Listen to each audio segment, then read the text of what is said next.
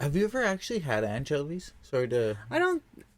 Probably in Caesar salad, because it's in the Caesar salad sauce. Yeah, that's true. Have you ever had a grilled Caesar salad? Oh, is that the one that they have at that fucking Rock Creek? Yeah. And they serve you They like take a full. Oh, it makes me so angry. I was just thinking. It is the most upsetting salad, because when you get a salad, you want to be able to like put your fork in it and start eating it. You need to cut this salad first, because they just serve you a full fucking like grilled heart of romaine, which is like, how do you even wash that? There's there's gonna be fucking bugs and dirt inside because you've served me a full fucking heart of romaine with like the root system still fucking attached to it. This is an important recipe. How grilled romaine lettuce, guys. This is important. I'm so angry. Doesn't that look so freaking good? I don't want to have to cut my lettuce. It should come. Hot lettuce? Yeah, no, that's gross. Like, I have a lot of it. Like, so I have some weird food things, and one of them is like food touching. Specifically, lettuce, cold lettuce, touching hot food. I don't like hot lettuce. Hot lettuce? Lettuce should be cold and crisp. You are missing the science of it all, my dear. You're missing the science. You're forgetting that lettuce is a vegetable, or at least we eat it like one. We do grill vegetables, and they are good. So, what do you have to say to that? No. Some vegetables are meant to be eaten raw, and lettuce is definitely one of them. Well, you know, If you want to eat cooked lettuce, make yourself a fucking spinach frittata. Is it a coincidence that it looks like awful and it seems like it's awful? I've always thought that. Awful. It's even called awful. Yeah. What about macaroni loaf? I like macaroni loaf. Who's a macaroni Controversial loafer? opinion. You make yourself a sandwich with some butter, macaroni loaf on white bread, This stuff? and and then you have a bowl of chicken noodle soup, and you dip your sandwich in the chicken noodle soup. Oh, so fucking good. Don't be loafing your mac and cheese. Oh, Okay? macaroni loaf. I think it might actually be a Canadian thing. It's fucking like you go to the deli. Yeah. You take yourself down to the deli. Macaroni loaf. Macaroni in the pot. It's basically bologna with chunks of American cheese and noodles in it. You guys have never seen macaroni loaf? Yeah, no, this is a Canadian thing. Is macaroni loaf? Man. Oh my god, Canadian cuisine. Oh, another thing we have is butter tarts, which are actually good, but we have macaroni loaf. You guys have, I can't believe you don't enjoy your freaking macaroni Okay, loaf. no, if you like bologna. Bologna. Because it's basically bologna. Basically. With chunks of like American processed cheese in it. You keep it in Canada? It's so good. It has chunks of American processed cheese, and then basically the noodles. Here, let me you zoom find in out for you. spaghetti. Let me zoom in for you. It's like hot dog meat. Oh, look at it's like a fun game. Look at that. Ooh, there's a piece of. Oh, there's a macaroni. Yeah. Ooh, there's a cheese. Okay. Lizards regenerating their tails could lead to me having less arthritis pain. That could be cool. I'm into this. I'm sure if you aren't aware, lizards obviously have the ability to, when you chop their tail off, apparently they will regrow. Looks like it takes about 60 days for them to just, like, grow a tail. How crazy is that? Although it looks like a normal tail, the bone is actually replaced by softer cartilage. So researchers at the Keck School of Medicine in South Carolina, or California, my bad, Does that soft cartilage ever harden though? have identified key cells that facilitate the cartilage regeneration. They believe that the discovery could unlock ways to rebuild cartilage damaged by osteoarthritis and crippling degenerative disease, for which at the present time, there is no cure. My mom has osteoarthritis. Right now, it's just kind of like what they do is they inject people with cortisone. That's about it. I can't even grow hair in some places anymore. I used to.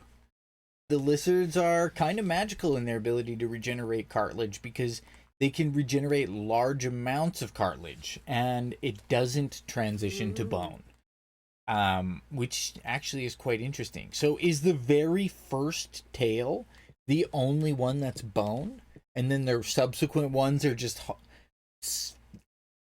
cartilage-like? The dream is to find a way to translate that process in humans because they cannot repair cartilage.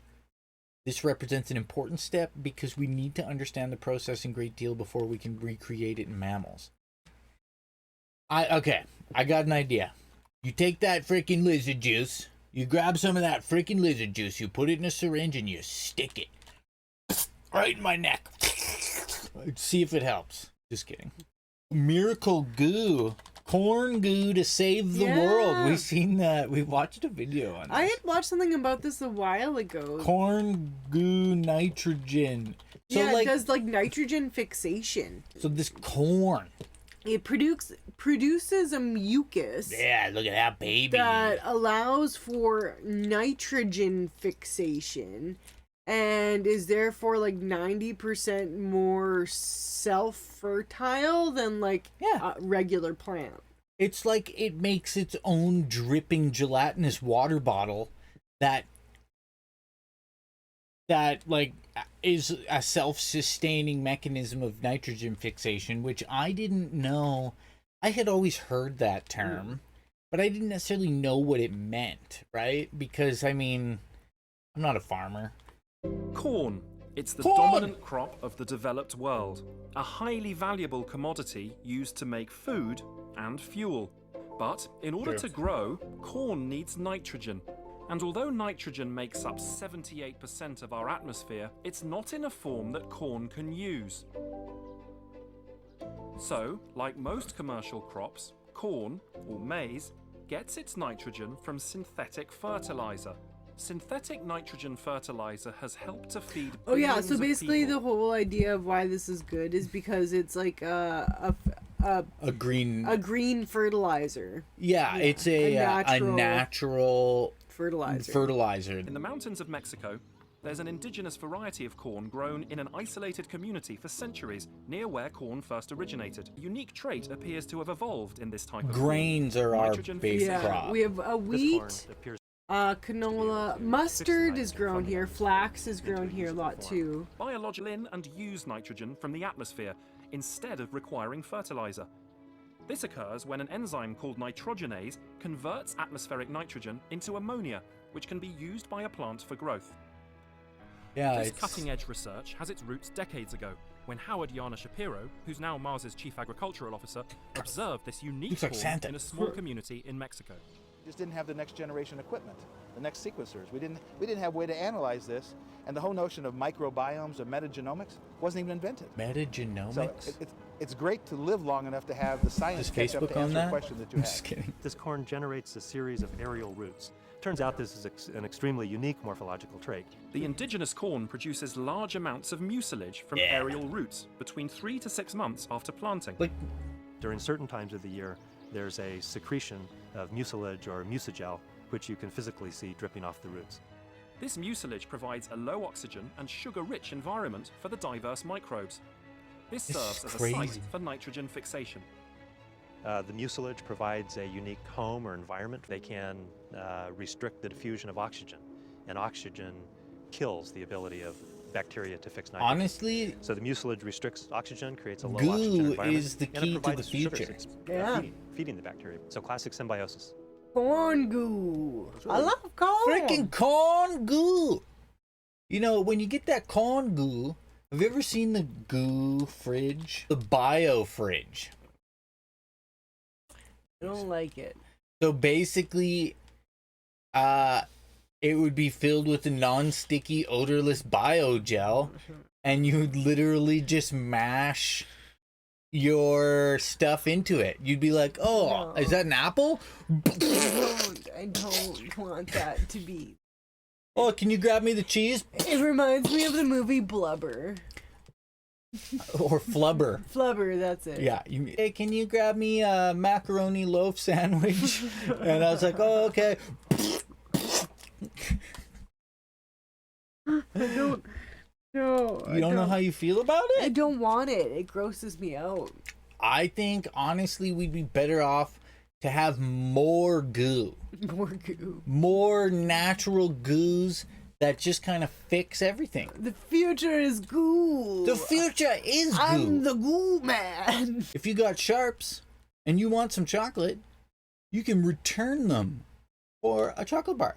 A Toronto Safe Injection site was exchanging chocolate bars for used needles. I mean, I'm sure they had good intentions, but I mean, you're kind of enticing people to maybe look for used needles that wouldn't have them from doing the drugs, right? Yeah, it does kind of encourage children to Like, you don't- get needles and go touch needles and bring in needles. Yeah, it's like when I was a kid, we had at the baseball diamond, if you caught a foul ball or you brought back a foul ball that went like out of the ballpark or a home run, you could bring it back for candies.